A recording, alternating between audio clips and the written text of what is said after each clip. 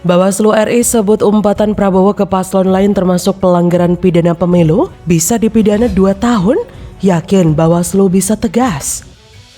Badan Pengawas Pemilu atau Bawaslu RI menilai bahwa hinaan yang terlontar dari mulut Capres nomor urut 2 Prabowo Subianto dapat masuk ke pidana pemilu. Ketua Bawaslu RI Rahmat Bagja ketika ditemui di kantor Mahkamah Konstitusi menyebut bahwa larangan peserta pemilu untuk menghina peserta pemilu lain diatur dalam pasal 280 ayat 1 huruf C UU nomor 7 tahun 2017 tentang pemilu. Meskipun demikian, Bagja mengaku belum menerima dugaan pelanggaran dari hasil panitia pengawas pemilu di tempat Prabowo berpidato dan melontarkan hinaan tersebut. Bawaslu pun berjanji akan memeriksa kasus ini seandainya ada laporan masuk. Nantinya, ahli bahasa juga akan dimintai pendapatnya untuk menilai hinaan Menteri Pertahanan itu. Tapi juga harus tahu rekam jejaknya, tahu rekam jantungnya, tahu apa yang dilakukan di masa lalu, tahu siapa saja keluarganya, tahu kemampuannya, tahu kelakuannya. Orang mau cari karyawan level bawah saja, perusahaan itu pasti minta biodata lah, CV, surat kelakuan baik, pengalaman kerja. Apalagi cari presiden yang akan memimpin 275 juta orang. Dan hari ini masyarakat kita sudah mulai peduli dengan itu semua. Capres yang modal pansos dan pura-pura tegas hanya untuk menutupi kelemahannya yang banyak itu mulai ditinggalkan. Trennya mulai turun terus, bos. Dan mereka mulai khawatir. Saya meyakini ya, kelompok capres pansos akan terus berupaya segala cara. Meski itu artinya menurunkan kualitas dari demokrasi atau pemilu kita ini.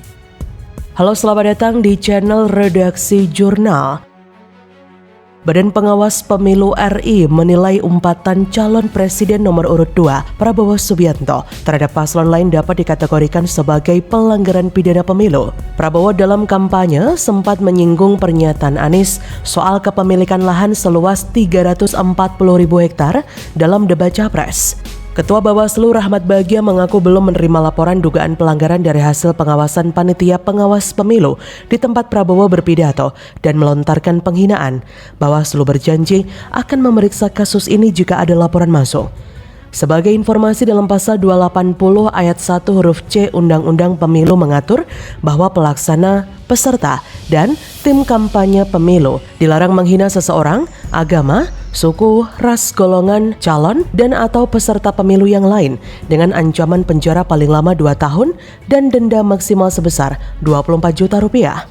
Sebelumnya, Prabowo saat menghadiri konsolidasi relawan Prabowo Gibran Provinsi Riau di Gor Remaja Pekanbaru Riau, Selasa 9 Januari, mengungkit pernyataan capres lain yang menyinggung kepemilikan lahannya saat debat capres ketiga yang digelar KPU pada Minggu 7 Januari malam. Di hadapan relawannya, Prabowo mempertanyakan kepintaran kandidat capres tersebut dengan kata-kata bernada umpatan, yaitu bodoh dan tolol.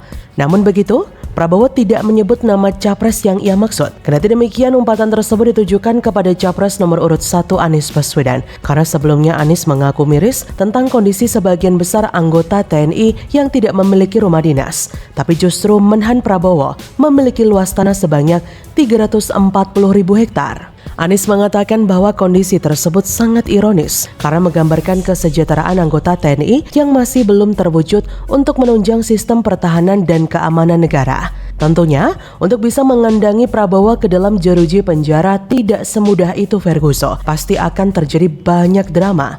Tapi, upaya ini hampir memandulkan gerakan people power yang potensial akan ditunggangi banyak penumpang gelap. Jelas, langkah cerdas ini semakin mempersempit gerakan tidak puas atas hasil pemilu. Kubu 02 akan semakin terbagi pikirannya.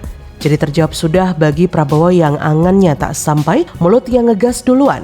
Tatkala emosi tak berhasil dibendung, tercurah juga isi hati via umpatan.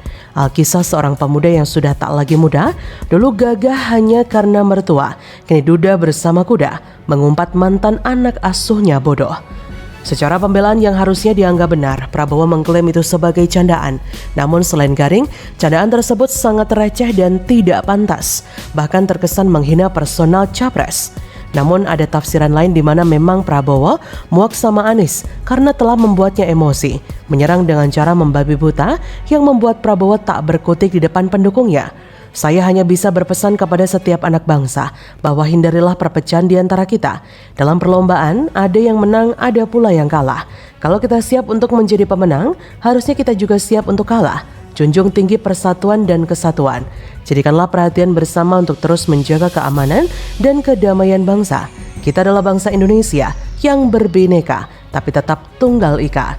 Inilah yang membuat kita kuat, inilah yang membuat kita hebat. Hari ini atau besok. Bagaimana menurut Anda? Sifat asli Jokowi terbongkar. JK sampai tercengang. Gak heran kalau Orba bangkit. Ya, benar sekali. Kami Bawaslu sudah menerima laporan tersebut. Sepanjang nanti memenuhi ketersyaratan Polri material, maka dilakukan klarifikasi. Jika dalam persyaratan tersebut tidak memenuhi syarat Polri material, maka disampaikan kepada pelapornya terhadap status pelaporan tersebut. Saya juga dilaporkan debat yang ini dilaporkan. Kalau debat dilapor-lapor nggak usah debat aja lah. Mulai debat kalau dilaporkan itu gimana? Kan sudah ada ketua Bawaslu dan komisioner Bawaslu ada di situ. Tanya Pak Anies misalnya dilaporkan ke Bawaslu itu patut atau tidak kan umumnya debat. Ya tergantung yang minta. Tapi saya bilang bagus kalau mau diperiksa.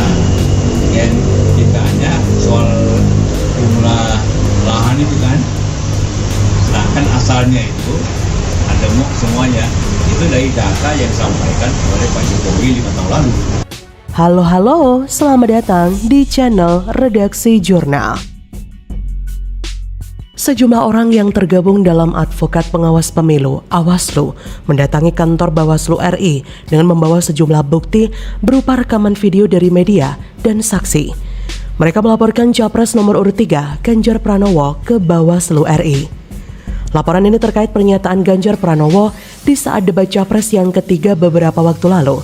Ganjar dinilai mendesak Capres nomor urut 2 Prabowo Subianto untuk membuka data yang dianggap rahasia negara kepada publik. Bukan hanya Ganjar, Anies Baswedan juga dilaporkan ke Bawaslu akibat pernyataannya dalam debat Capres kedua Pilpres 2024. Anies dilaporkan ke Bawaslu terkait pernyataannya soal lahan Capres nomor urut 2 Prabowo Subianto seluas 340.000 hektar dengan anggaran 700 triliun rupiah untuk pembelian alutsista bekas. Bahkan yang lebih mengherankan lagi, Prabowo juga menghina Anies dengan perkataan yang tidak pantas dan kotor. Prabowo menyebut Anies bodoh dan tolol. Inilah yang menjadi pertanyaan besar kita.